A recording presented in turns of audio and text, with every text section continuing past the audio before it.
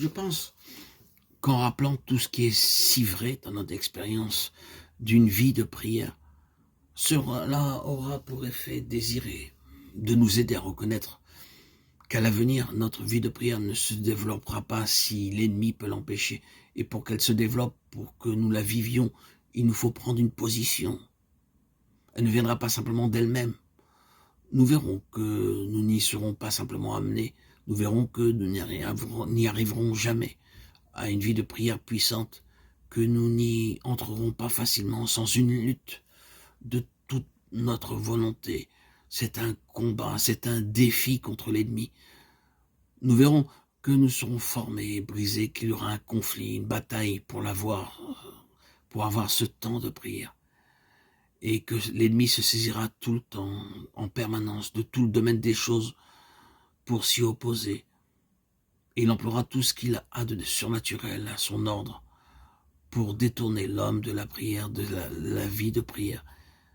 Vous et moi, bien-aimés en Christ, frères et sœurs, devrons lutter pour notre vie de prière. Et plus nous avancerons spirituellement avec le Seigneur, plus nous trouverons qu'il en sera ainsi. Ce n'est pas que l'ennemi cherche à nous empêcher, vous et moi, d'avoir une vie de prière personnelle.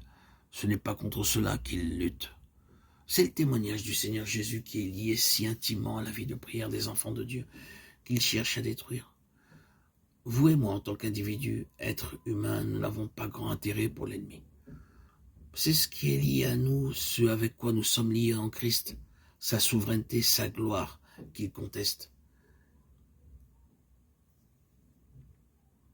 Un croyant qui vit une vie de prière peut terrasser l'ennemi. Un croyant impliqué dans la prière effraie l'ennemi.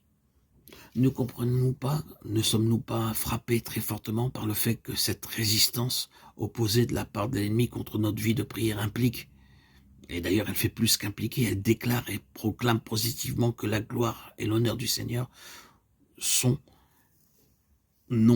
son témoignage, sont avant tout défendus par la prière. La prière est l'arme puissante qui soumet l'ennemi.